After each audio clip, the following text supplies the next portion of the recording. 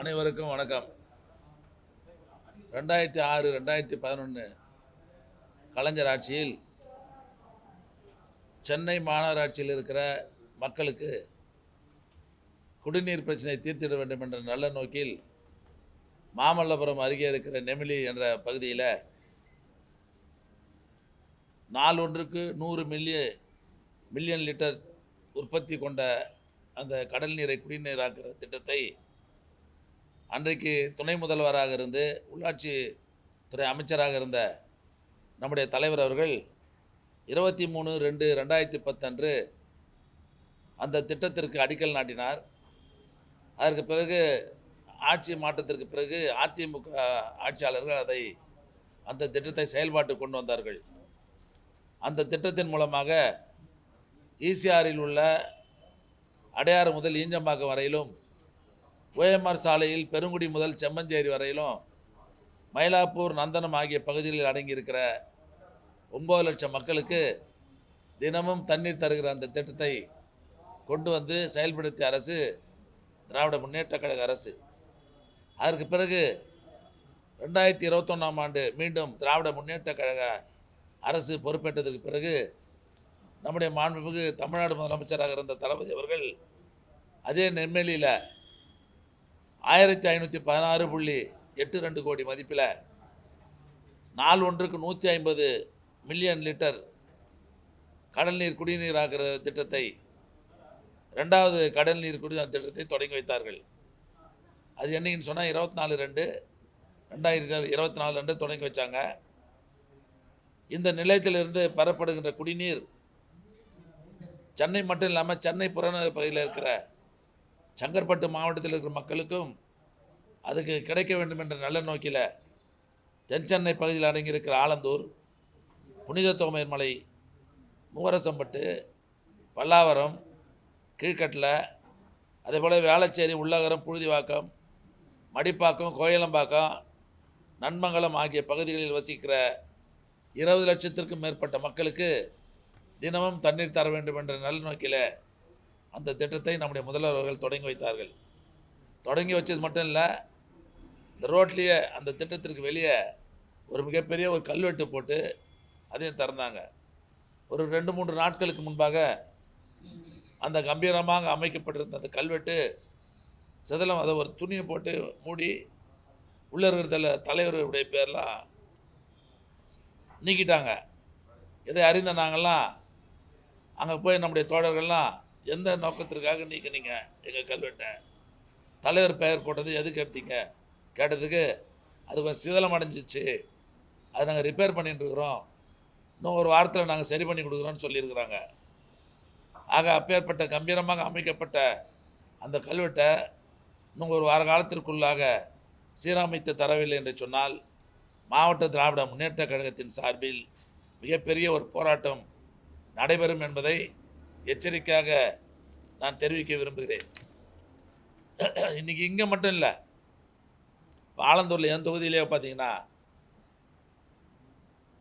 நம்ம துணை முதல்வராக இருந்த நம்ம உதயா வச்சு போய் திறந்த ஒரு மண்டபத்தை அதில் கூட கல்வெட்டே வைக்கிறேன்னு சொல்லி வைக்கவே இல்லை. தமிழ்நாடு முழுவதும் நம்முடைய தலைவர் அவர்கள் மிகப்பெரிய திட்டங்கள்லாம் எதெல்லாம் திறந்து வச்சாங்களோ அந்த கல்வெட்டெலாம் நீக்குகிற ஒரு நிலையில் இன்றைக்கு ஆட்சியாளர்கள் அந்த பணியில் ஈடுபட்டு கொண்டிருக்கிறார்கள். இது முதல் கட்டமாக இன்றைக்கி அந்த நெமிலியில் அந்த பணி நடைபெற்று இருக்கிறது. இது மிக மிக கண்டிக்கத்தக்கது. ஆட்சியாளர்கள் 50 நாள் ஆச்சு ஆட்சி பொறுப்புக்கு வந்து, இன்னும் அவங்க திட்டங்கள்லாம் எதுவும் கூட செயல்படுத்தலை. நாம் எந்தெந்த திட்டத்தெல்லாம் செயல்படுத்தின்னு இருக்கிறோமோ அதை தான் இப்போ அவங்க செயல்படுத்துகிறாங்களே தவிர புது திட்டத்தை அவங்க செயல்படுத்தலை. அதனால் முதலமைச்சர் அவர்கள் புது திட்டத்தில் கவனத்தை செலுத்தி செய்யணும். இது போன்ற திட்டங்களில் நீங்கள்லாம் ஈடுபடக்கூடாது என்பதை நான் இந்த நேரத்தில் நான் தெரிவிக்க விரும்புகிறேன். அது மட்டும் இல்லை, இப்போ டிஎன்பிசியில் 401 பேருக்கு வேலை கொடுத்தாங்க. அது நம்ம போட்ட திட்டம், நம்ம உருவாக்கின திட்டம். அப்பாயின்மெண்ட் ஆர்டர் மட்டும்தான் அவங்க கொடுத்தாங்க. பத்திரப்பதிவு துறையில் 3.0 நம்ம எடுத்துகிட்டு வந்தோம், அது அவங்க எடுத்துகிட்டு வந்த மாதிரி போடுறாங்க.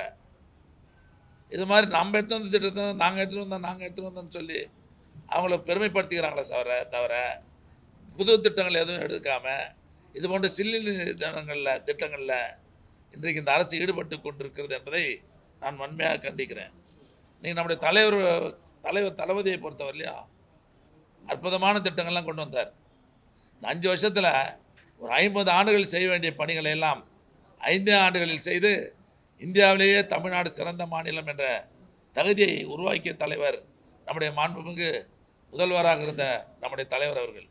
நீங்கள் அவர் பேர் கல்வெட்டு எடுத்துட்டா அவர் பேர் மறைஞ்சரன்னு நினைக்கிறாங்க. கல்வெட்டாக மனதில் ஒவ்வொரு மக்களின் மனதிலும் கல்வெட்டாக பதிந்திருக்கிற தலைவர் தான் எங்களுடைய தலைவர் என்பதை இந்த நேரத்தில் நான் பெருமையோடு தெரிவிக்க விரும்புகிறேன். நீ மகளிர் உரிமை திட்டம் நீ தலைவர் பேர் சொல்லி தான் பயணம் பண்ணிட்டு இருக்கிறாங்க. விடியல் பயணம் திட்டம் தலைவர் பெயர் சொல்லி தான் பயணம் பண்ணிட்டு இருக்கிறாங்க. ஆக இப்பேற்பட்ட திட்டங்கள்லாம் இருக்கிற வரையில் மக்கள் மனதில் எந்த காலத்திலும் தலைவருடைய பெயரை புகழை அழிக்க முடியாது என்பதை நான் தெரிவித்துக் கொள்கிறேன். ஆக இன்னும் ஒரு வாரத்துக்குள்ளாக நீ காலையில் நாங்கள் அங்கே போய் கரெக்டாக போராட்டம் பண்ண உடனே அதிகாரி எங்ககிட்டே தொலைபேசியில் வந்து இன்னும் ஒரு வாரத்துக்குள்ளே அந்த கல்வெட்டை நான் சீரமைச்சு தரேன்னு சொல்லியிருக்கிறாங்க. அதனால தான் நாங்கள் கம்னு இருக்கிறோம். அது ஒரு வாரத்துக்குள்ளே சீரமைத்து தரவில்லை என்று சொன்னால் நிச்சயமாக மாவட்டமே ஸ்தம்பிக்கக்கூடிய அளவிற்கு மிகப்பெரிய போராட்டத்தை நடத்தி காட்டுவோம் என்பதை நான் தெரிவித்துக் கொள்கிறேன்.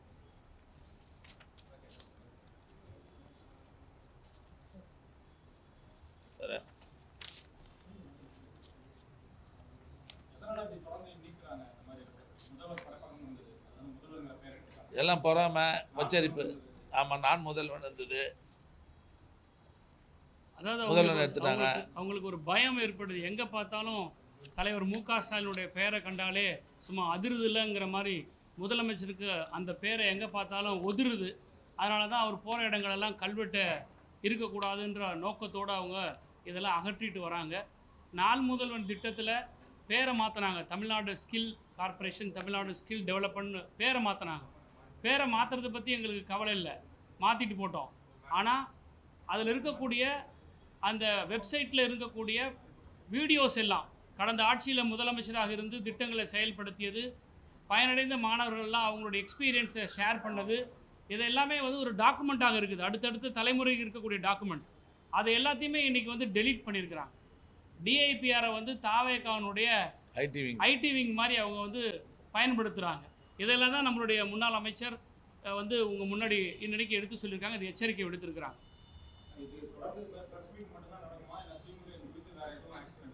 என்ன மாதிரி ஆக்ஷன் எடுக்கணும்னு விரும்புறீங்க? இன்னும் 6 நாள் போயிடுச்சு பாருங்க. முடியலண்ணா, அவங்க பண்ணலண்ணா. நீங்கள் நேற்று நாங்கள் போய் நம்ம ஆள்லாம் போய் ஒரு க்ரீன் கலர் துணி போட்டு மறைச்சிருந்தாங்க. அது உள்ளே எடுத்து பார்த்ததுக்கு அப்புறம் தான் எல்லாத்தையும் உடச்சிருந்தது. அதுக்கப்புறம் தான் நாங்கள் நம்ம ஆட்கள்லாம் போய் கலெக்ட் பண்ண உடனே இன்றைக்கி அதிகாரிலாம் காலையில் எனக்கே ஃபோனில் வந்து ஒரு வாரத்தில் நாங்கள் சரி பண்ணி கொடுக்குறோம், 2-3 கல்வெட்டு விழுந்து போச்சு, அதனால தான் நாங்கள் மொத்தமாக எடுத்துகிட்டு புதுசாக போடுறோன்னு சொல்லியிருக்கிறாங்க. ஒரு வாரத்துக்கு பார்க்க போகிறோம்.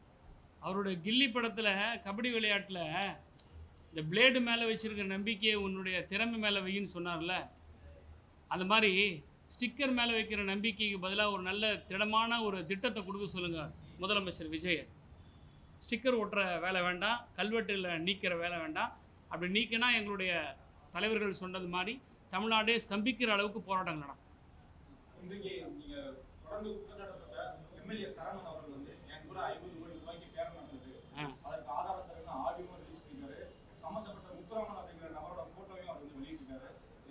அந்த முத்துராமன் யாருன்னு ஒரு டிஸ்க்ளோஸ் பண்ண சொல்லுங்கள். இந்த ஆடியோவை என்னைக்கு பேசுனாங்கன்றத பொது வெளியில் சொல்லுங்கள். கம்ப்ளைண்ட்டில் வந்து அவர் என்ன டேட்டில் யார் பேசுனாங்கன்றத சொல்லியிருக்கிறார், இல்லவே இல்லை. அவர் மேலே விரல் நீட்டி கை நீட்டி பாதிக்கப்பட்ட பெண்ணே, அந்த கட்சியை சேர்ந்த பெண்மணியே வந்து குற்றம் சுமத்திருக்கிறாங்க. அதை பற்றி வாய் திறந்து பேசாத சரவணன் இன்றைக்கி மட்டும் வந்து எனக்கு 50 கோடி ரூபாய் பேரம் பேசுனாங்கன்றது திசை திருப்புற வேலை.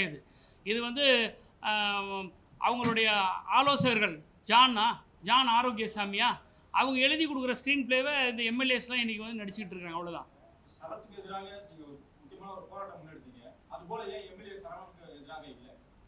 இல்லை, எம்எல்ஏ சரவணன் வந்து இன்றைக்கி தானே இப்போ தானே சொல்லியிருக்கிறாரு. ஆமாம்